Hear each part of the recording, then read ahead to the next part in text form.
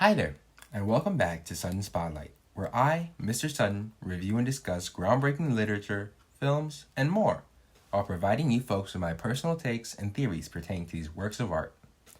In this installment, I would like to review Raggy and Rooby, Mortality Disease.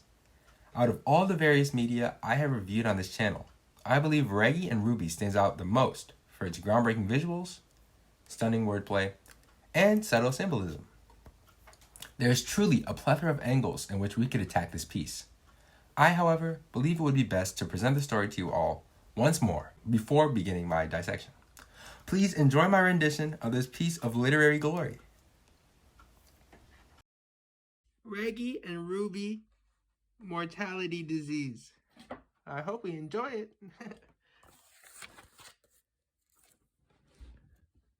Rooby's disease. Raggy! Like, what is it, Scoob? What?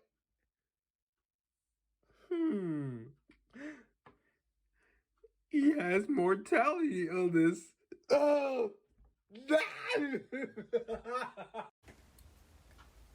Now that you have become somewhat familiar with the premise and plot behind R&R Mortality Disease, I believe it is time for me to begin my dissection. I have placed timestamps throughout this video to ensure that you may take whatever parts of my review you deem most valuable and get only what you want to find. Without further ado, let us begin this dissection.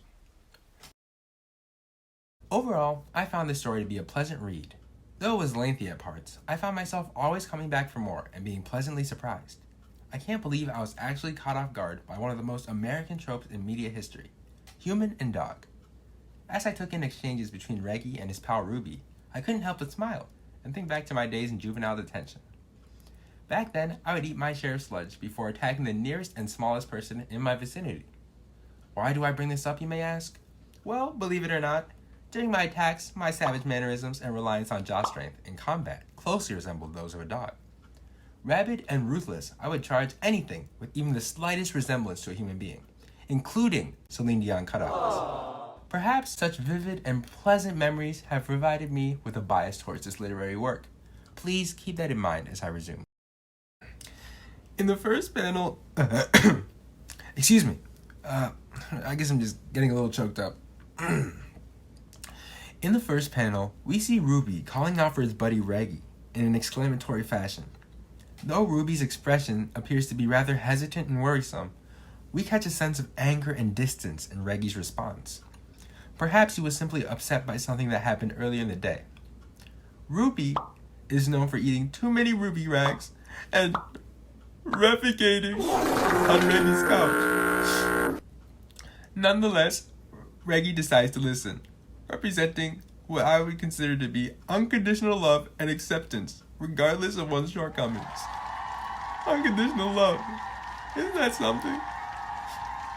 Introducing such a concept in the very first act of the story really helps illuminate the humanity in these characters, furthering my interest and investment in Raggy and Rooby. Continuing onwards, in the second panel, we as readers are thrown for a complete loop as we discover something is terribly wrong with Rooby. Almost like the guards did when they noticed something was terribly wrong with me after a knife fight with Clarence Durlance during juvie recess. They found me laying on top of 2 pints of blood and a sharpened shard of a My Little Pony figurine.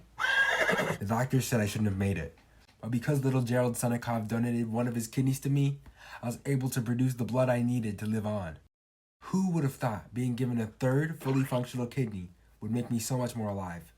I sure didn't. Having been shaken by such violent, nonsensical babblings, Raggy gets a closer look at his dog before contacting a doctor for proper diagnosis. What a freak. Notice how, in this shot of the story, Rooby does not have any spots on his body. Something this blatant could not be an author mistake. I believe it was something done intentionally to get us as readers to see that there was not only something missing on the outside of Rooby, but on the inside as well, when he sees his human concerned for him. I find this to be such a touching detail in such a minimalist work of art.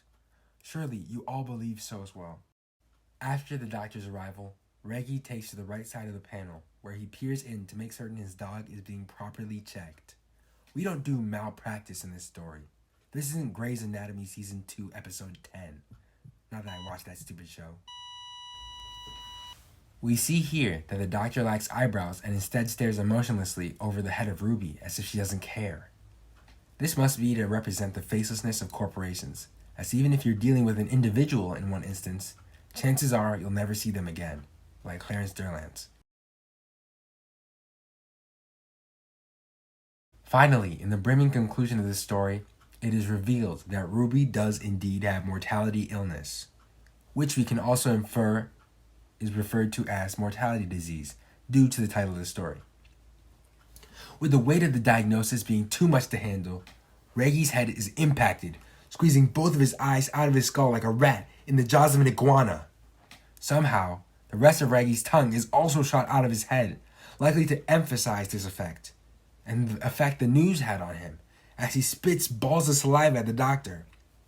Behind her, we see a freshly deceased Rooby, whose knowledge of the disease caused it to take effect and bring his mortal existence to a close.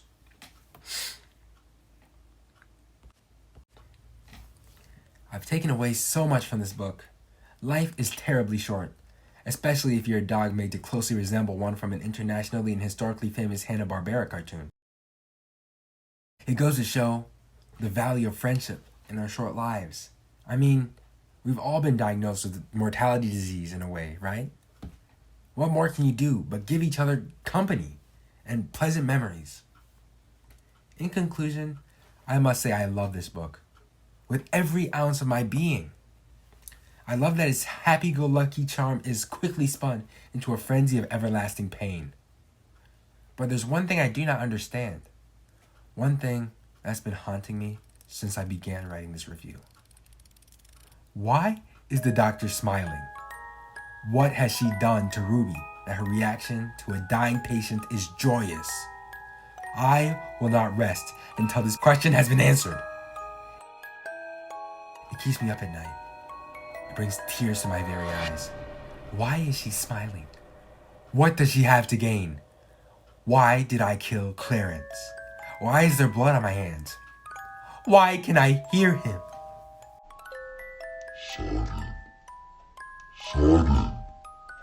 Sudden.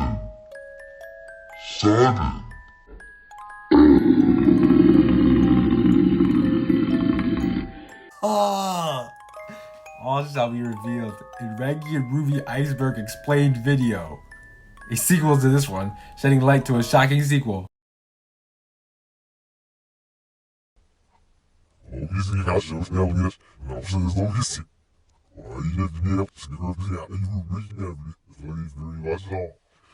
Oh.